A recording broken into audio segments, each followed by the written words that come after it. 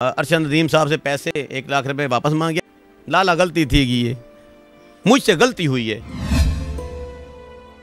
जादू जिस तरह दानिया शाह पे चला है इसी तरह ये जादू इधर भी चला है। इनकी बहन जब बच्चा पैदा कर देगी तब ये मानेंगे कि हकीम दा खड़ाक हो गया है। ठीक है, तो ये जब तक अपनी बहन को प्रेग्नेंट नहीं देखते इन्होंने नहीं मानना। चाहे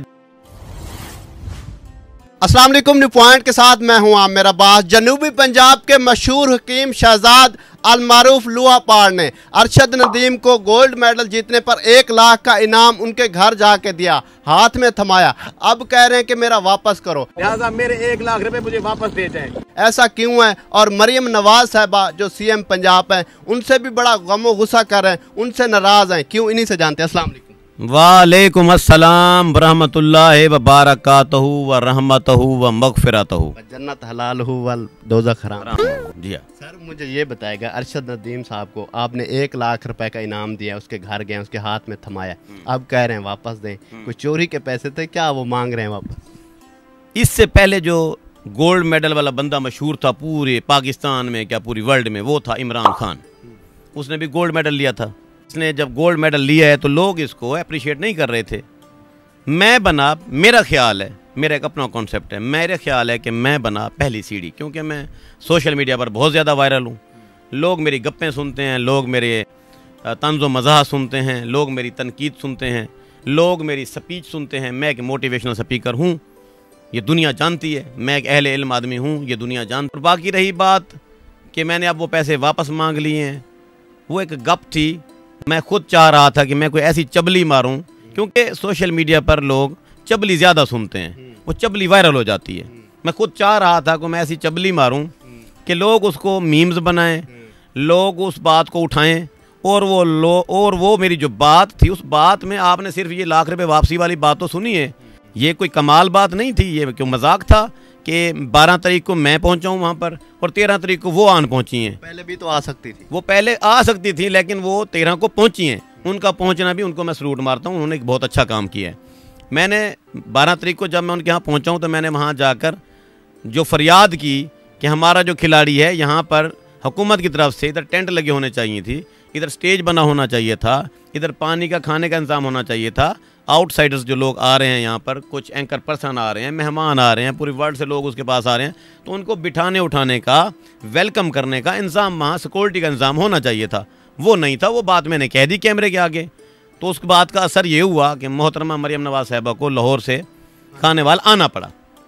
मैं ये समझता हूँ कि ये मैंने काला जादू किया है, ये सफली जादू मैंने किया है हुकूमत के ऊपर, और वो मेरा जादू जिस तरह दानिया शाह पे चला है इसी तरह ये जादू इधर भी चला है। वैसे पहले लोग जो आपने दानिया पे जादू किया उसको मान नहीं रहे थे, अब मान गए कि वाकई आपका जादू चलता है। देखें जी, ये लोग नहीं मानते होते।